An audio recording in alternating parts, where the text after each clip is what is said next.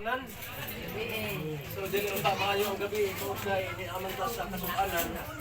Pero ako ni tingog maayo tungod kay duna may paglaom doyon kini kasukanan. Sa awit natong nadungog, hatag nato. Supposed to be, dito unta sa Skyros Speaker last night man ni siya. Parang nga ang mga nanambong makadungog din unta sila pero nakita nato ang promosyon na murag tao dito nabibo tungod sa promosyon sa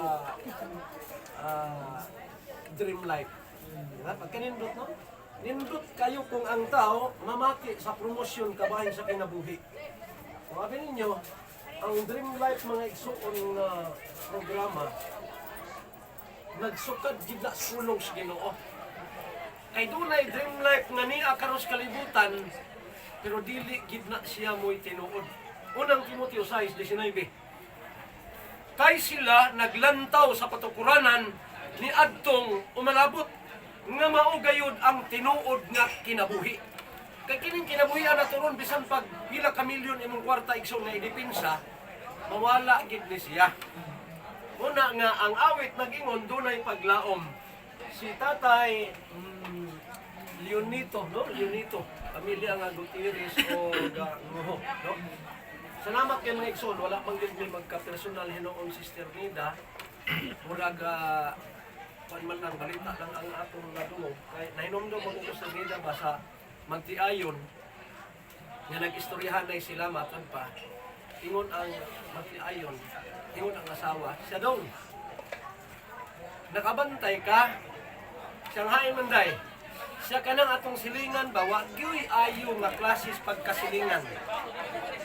Siya nga no Manday, siya madani mo nga no Manday, ang ilang anak, gilubong na lang, wag yun mangimbitar.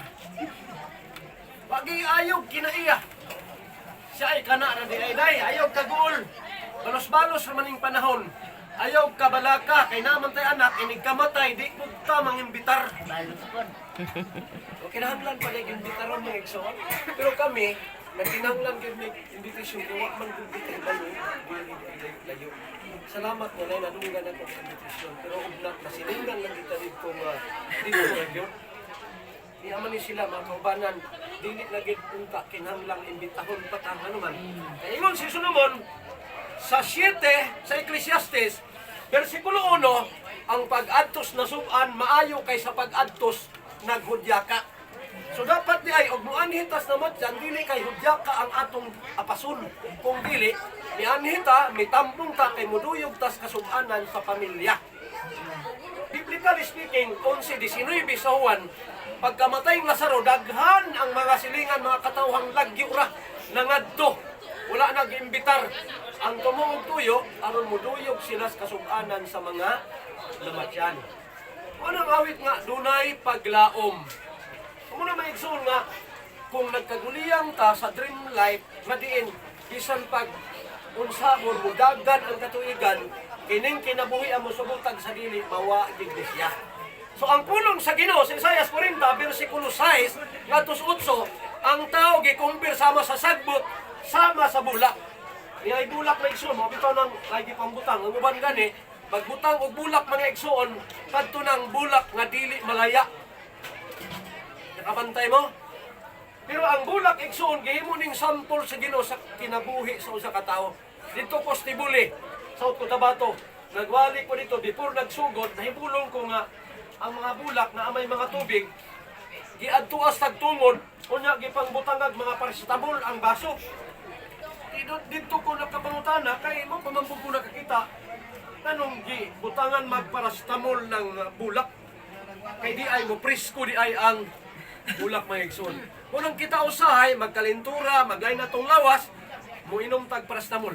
Gani Sir Nida karon ang among kalintura kung panahon pas COVID murag di mi mo ari kay basig madunggan unyang muubuta.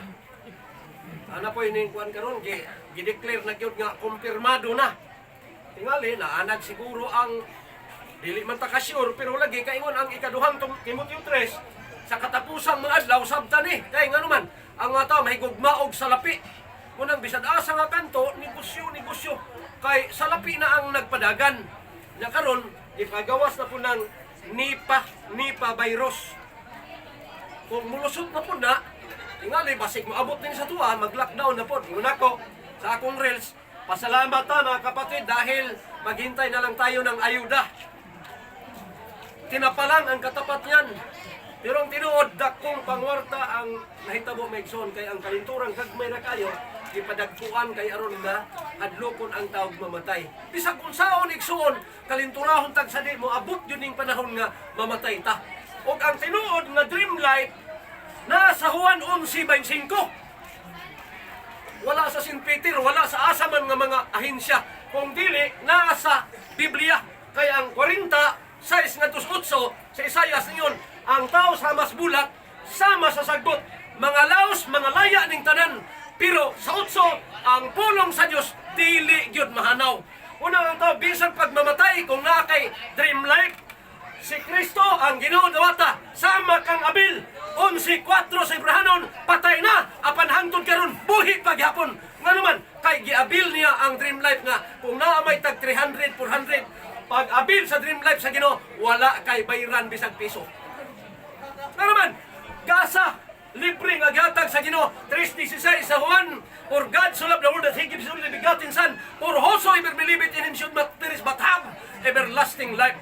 Karon na may mga programa bisan unsa, pero musugot kag sa dili, ang kamatayon moabot gyud gihapon. So ang pinakadabis nga imong andamon nga dream life kadtong giingon ni Kristo, bisan kinsang mosalig nako, bisan pa siya mamatay. Kay kung dunay tawo may di na mamatay, kung naani bagakon. Si Kristo ningon, bisan pa siya mamatay apan mabuhi siya. Dunay paglaom. Una ang awit, dunay paglaom. Abi na mo sir nida karon, kung dili lang tungod ining hitabo kung na birthday man lang ni, dili gyud mo ari si Mrs. kay nagduman gyud big pangalintura. Kung among gikaya ingon nato, kaya nato ni. O serbisyo ta samtang makaserbisyo pa ta kay hay may maayog kita mo yung higda dinhi, kita mo serbisyohan. Diba? May panahon pa ta nga mohatag og mensahe. Kay ingon ang 15 sa Lucas, usa ka kalag moduol stilan sa Ginoo, magpista ang langit. Walay bayad. Tingali kung dunay promosyon nga dunay daghang magabil, daghang malipay kay man makakwarta. Pero kung ang tao moduol sa Ginoo bisag wa kay kwarta, may langit magpista. Yung lawas na to, bisag kung saan na to bigsun, maduloto ni Diyos siya. Muna yung akong kaniya. Atong lawas ma, limitado. Kung bisag kung saan na to pangandam, di kay kanya tas kalibutan, naigo tas perting init, mukalit upulan, suyok tas abog. Atong Domingo, dagan kung kayo, asulig yun nga init, kay alas 11 milikikan. At hapon yun ang init, abot may alas 4 kung kayo. Matong gahapon, kay lagi na plaster na daan, nga muang hindi ni, nang muli ni si Mrs. kay nakatay ang pinipin dito ma. At ito kong adtuon. Wala karong gabi ni ata nagkatigong kay tingali, ang mga adlawa ilubong na siguro sa kanino. Una nga, ni ata sa pagpangandam. Kung nangandam ang tamang igsuon, kung para sa atong mabot nga kamatayon, ya sa physical, mga dayong, mga isaman, dili gyud na sayo. Kaya naman, makatabang-tabang din po na sa kalisod. Pero ang pinakasayo kung masiguro na ito na ang atong dream life na tinuod mawala sa ato, muna yung pinaka-atike. Ewan siya po sa Pedro. Unang Pedro 4, versikulo 6, kini ang hinungdan ngano nga ang mga balita, giwali bisan pa dito na matyan. Aron sila nga nangamatay sa espiritu, mabuhi. Kay dunay buhi pa pero patay na. Dunay patay na, buhi pa. Tingali lisod siya sabton.